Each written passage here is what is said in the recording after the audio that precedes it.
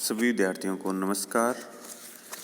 BSc part second के first paper botany का जो मॉलिक्यूलर बायोलॉजी और बायोटेक्नोलॉजी में हम यूनिट सेकंड पढ़ रहे हैं, जिसमें हमने स्टार्ट कर रखा है डीएनए रेप्लिकेशन। आज का हमारा टॉपिक है रिक्वायरमेंट्स ऑफ डीएनए रेप्लिकेशन। इससे पहले वाली कक्षाओं में हमने अध्ययन किया था कि डीएनए रेप्लिकेशन किस किस टाइप का होता है और सेमी कंजर्वेटिव मेथड को प्रूव करने के लिए मेसेंजर और स्टॉल के एक्सपेरिमेंट के बारे में बात की थी। आज हम बात करेंगे बेसिक रिक्वायरमेंट्स के बारे में। डीएनए रेप्लिकेशन के लिए सबसे बेसिक रिक्वायरमेंट होती है प्रीकर्सर न्यूक्लियोटाइड मॉलिक्यूल्स का प्रेजेंट होना।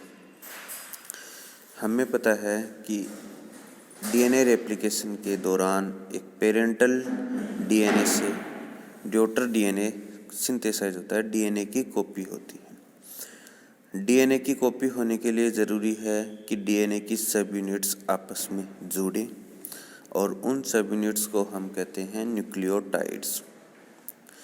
तो सबसे पहली रिक्वायरमेंट होती है न्यूक्लियोटाइड्स का प्रेजेंट होना, प्रीकर्सर मॉलिक्यूल्स का प्रेजेंट होना।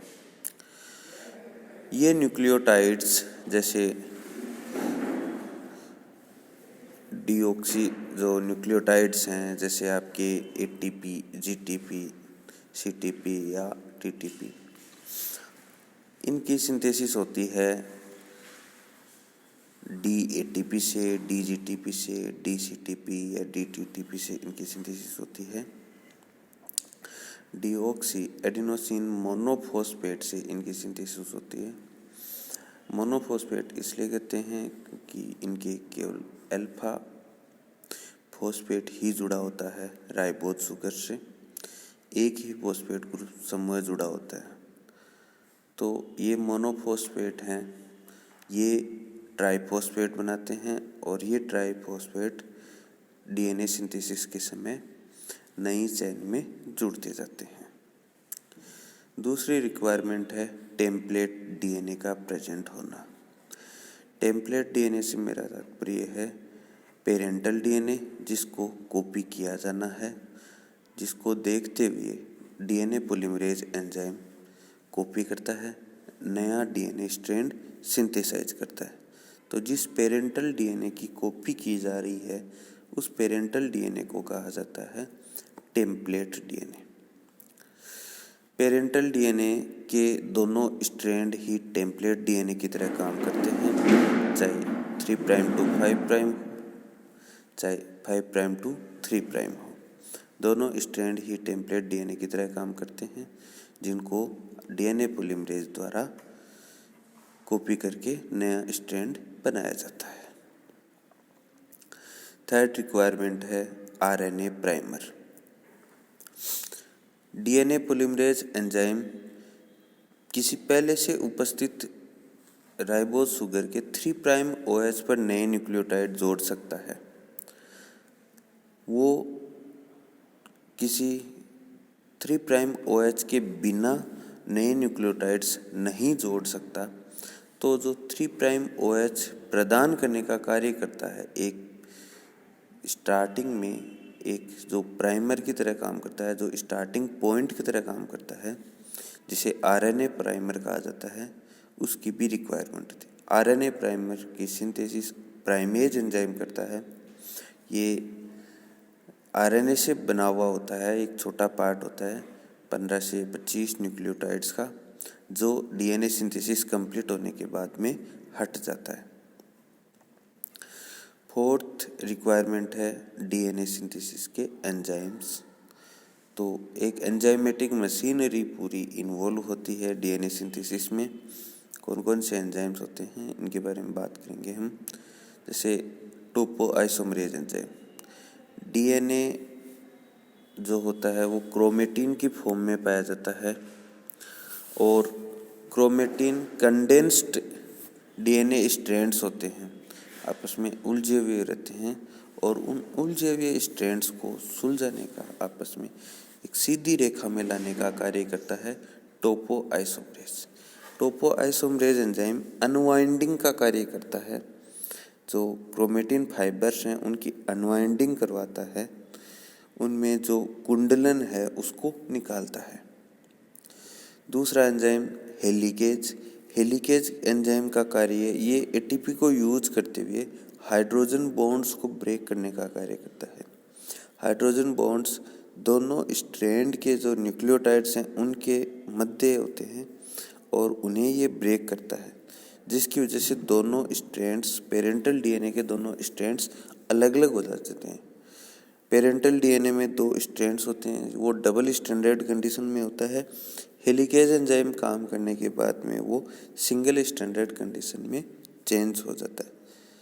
सिंगल स्टैंडर्ड कंडीशन में चेंज होने के बाद ही डीएनए पॉलीमरेज एंजाइम उन स्ट्रैंड्स की कॉपी करते हुए नया स्ट्रैंड बना पाता है। थर्ड एंजाइम है प्राइमेज। प्राइमेज एंजाइम का कार्य होता है आरएनए प्राइमर की सिंथेसिस। एक स्टार्टिंग पॉइंट के लिए आरएनए प्राइमर की सिंथेसिस के लिए जो जरूरी एंजाइम है, जिसे हम प्राइमेज एंजाइम कहते हैं। फोर्थ है DNA polymerase. DNA polymerase main replicating enzyme है, जो रेप्लिकेशन की प्रोसेस को कंप्लीट करवाता है। ये जो ट्राइफॉस्फेट्स हैं, जो प्रीकर्सर मॉलिक्यूल्स हैं, उनको आपस में जोड़ते हुए नए स्ट्रैंड्स सिंथेसाइज करवाता है। ये डीएनए पॉलीमरेज एंजाइम चारगोफ रूल के अकॉर्डिंग नए न्यूक्लियोटाइड्स को ऐड करते हैं। जैसे पेरेंटल स्ट्रैंड में थाइमीन है तो उसके सामने ये एडेनिन न्यूक्लियोटाइड को ऐड करेगा।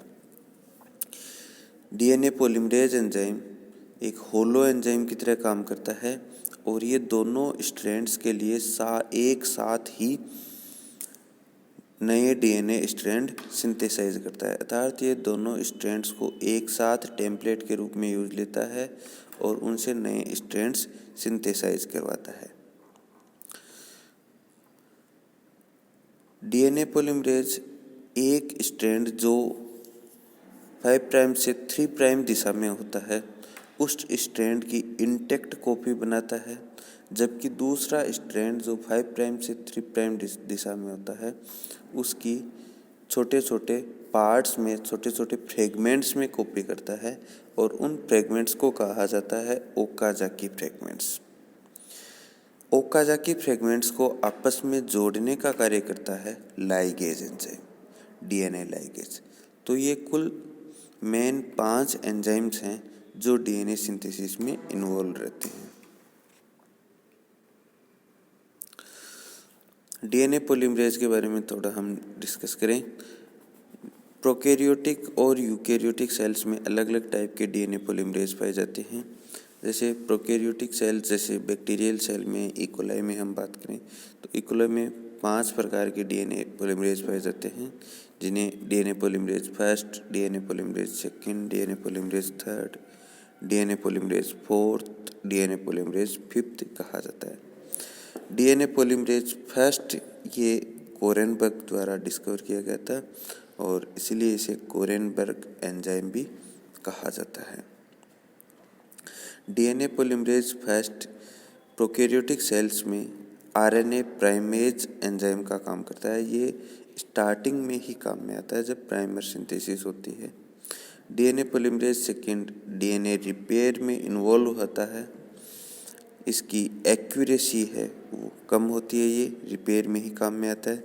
DNA polymerase third main replicating enzyme होता है।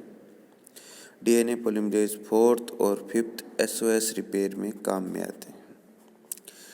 यूकैरियोटिक सेल्स में हम बात करें तो 5 टाइप के डीएनए पॉलीमरेज एंजाइम पाए जाते हैं।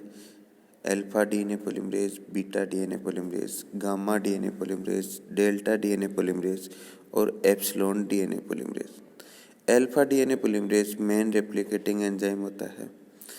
न्यूक्लियर क्रोमेटिन को रेप्लिकेशन के लिए अल्फा डीएनए पॉलीमरेज काम में आता है।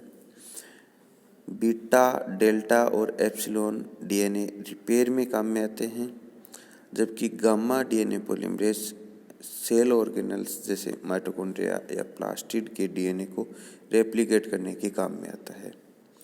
तो ये बेसिक सी रिक्वायरमेंट्स हैं जो डीएनए रेप्लिकेशन के लिए ज़रूरी होती हैं। आगे के कक्षाओं में हम अध्ययन करेंगे डीएनए रेप्लिकेशन की मैकेनिज्म के बारे में।